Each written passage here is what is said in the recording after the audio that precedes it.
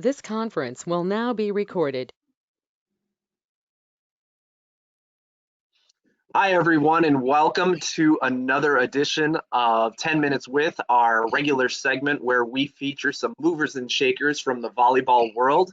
I'm Brian Sharkey, the Badger Region Program Director, and this week we are meeting with Eric Hodgson, the Education Director of the Arizona region and huge supporter of the Badger region.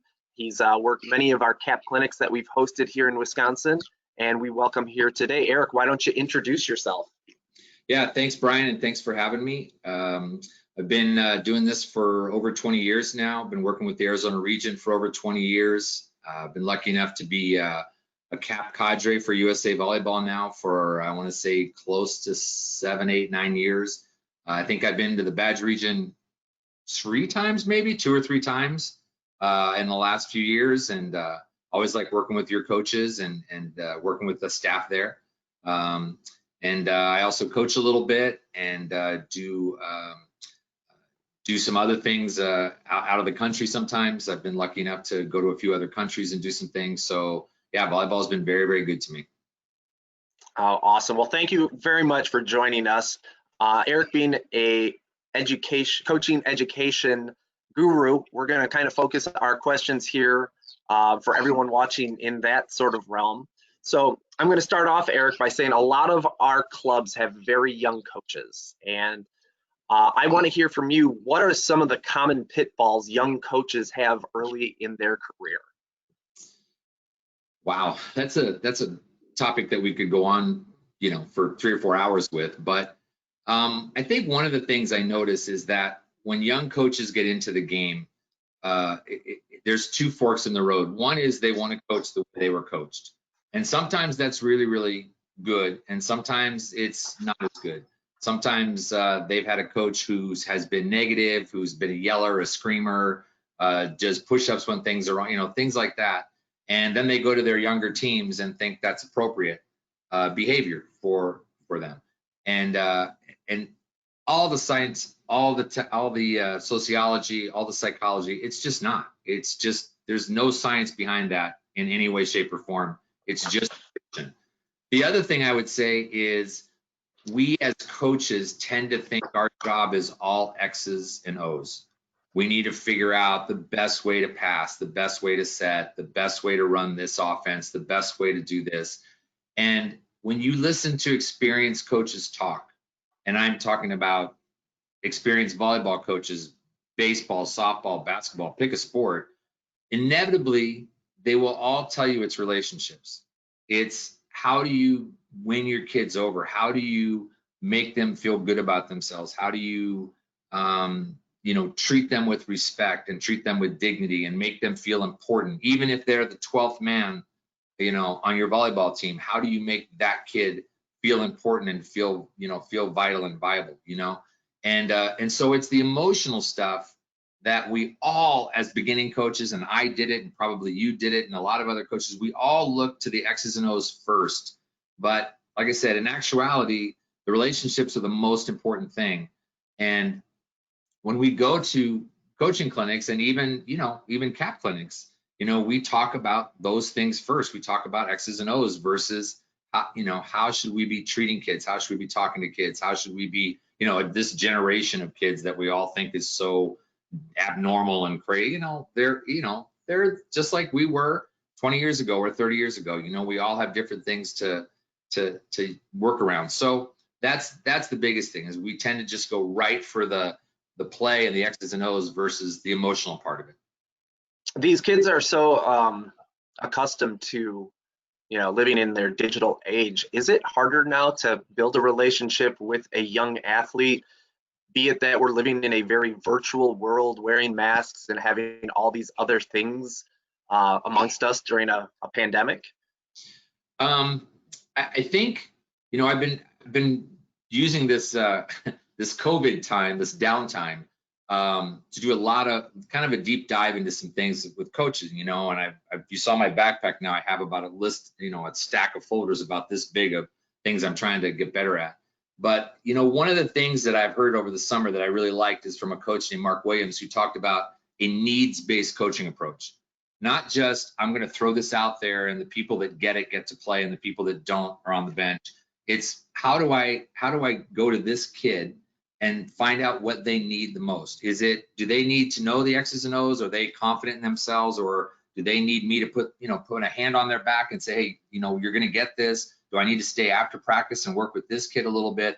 And that's our job now, I think, as coaches, especially in this, again, this COVID era, where we've got kids that are unsure and there's a lot of anxiety, and and a lot of them, as you and I were talking about just a second ago, maybe going to school and having relationships, and may not be. They may be stuck home all the time, and the only person they see is their parents and siblings.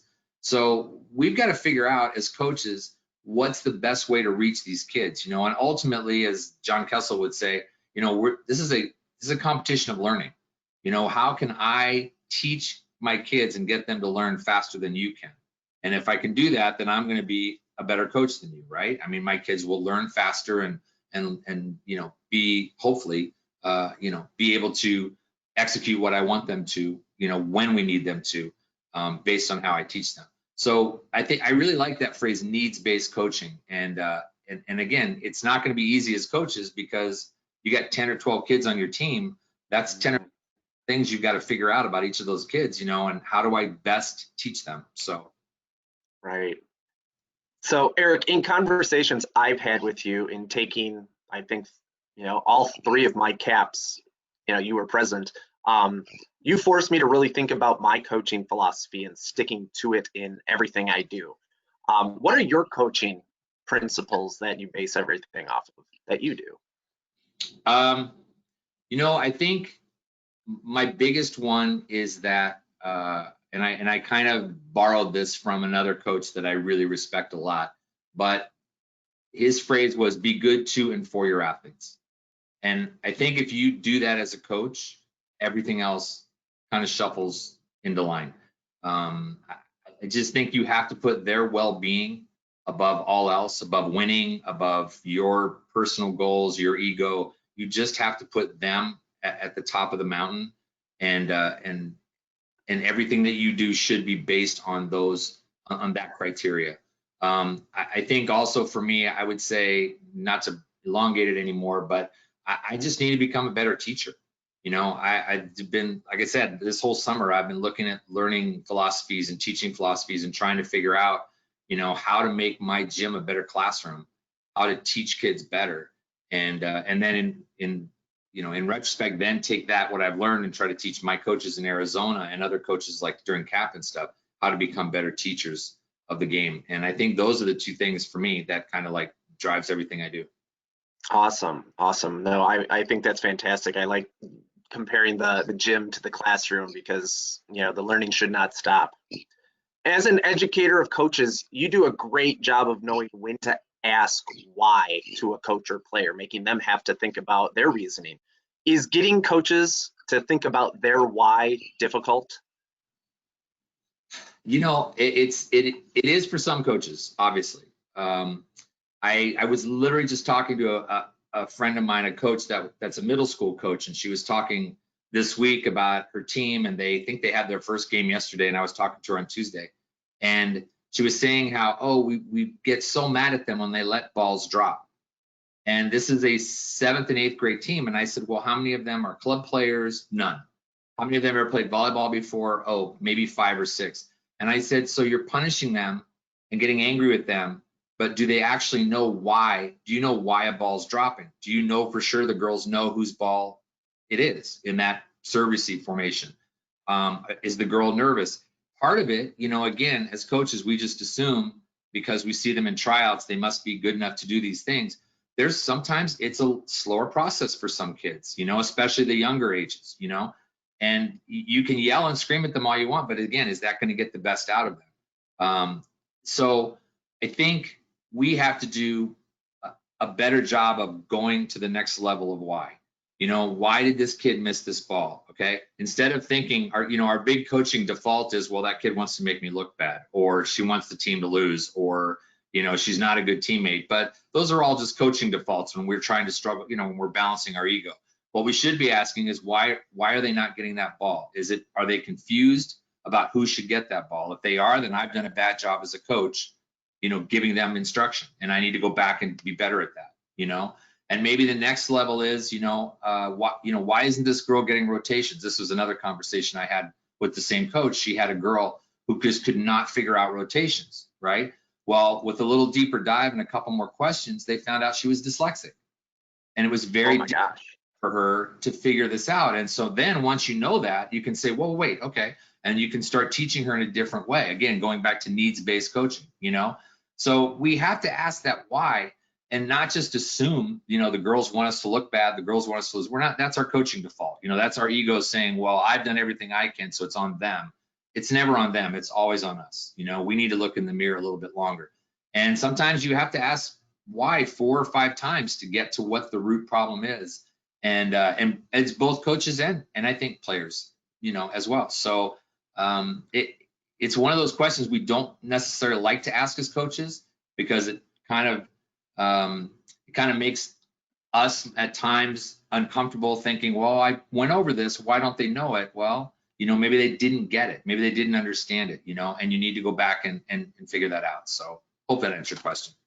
Yeah, no, absolutely. I think even your fellow cadre member Marwan, who joined us last time in these conversations, said it has a lot to do with science, and just those types. Sometimes kids, between the ages of 8 and 18 are still developing, brain cells and things like that just aren't fully all there. And I love that you guys both are on the same page referencing science as to part of that, which definitely leads me into my next question that I think I prepped you on.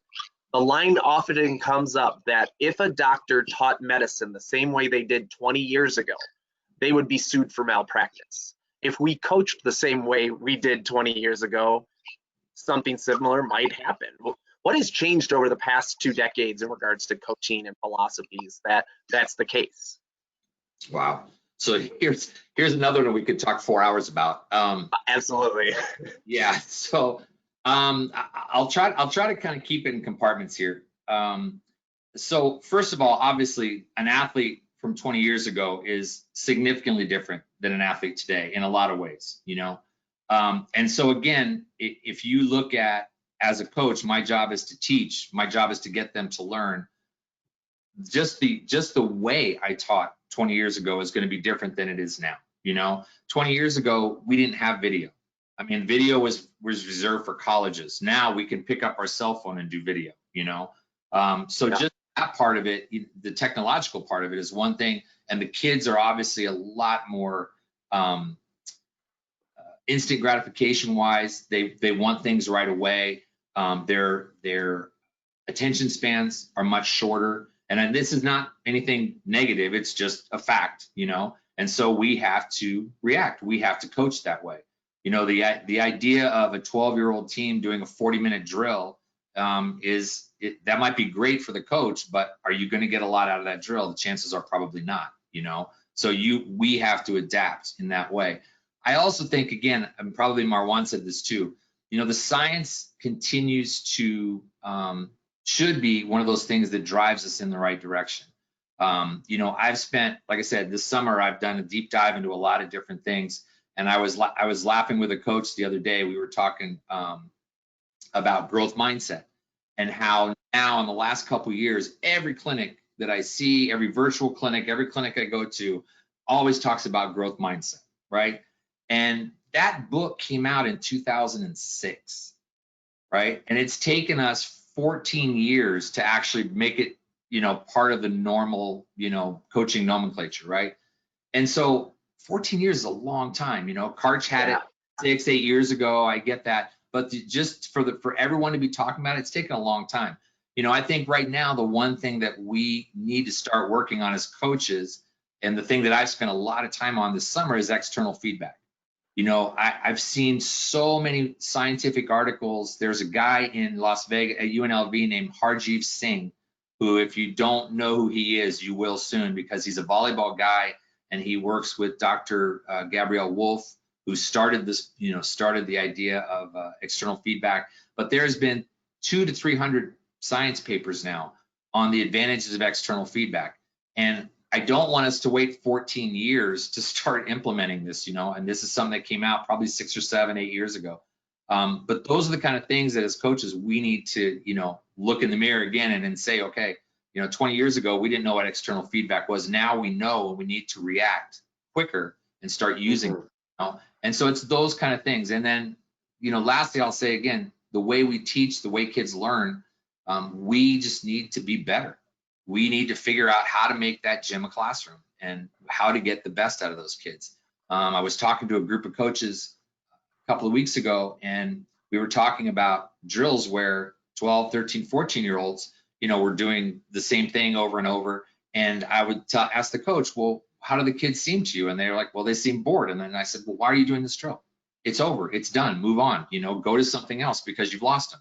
And once you lose them, now you're just wasting time, right? So we may have to do 15 drills in a 2-hour practice, with these younger kids. That's what it takes. That's what it takes. We have to be able to do that.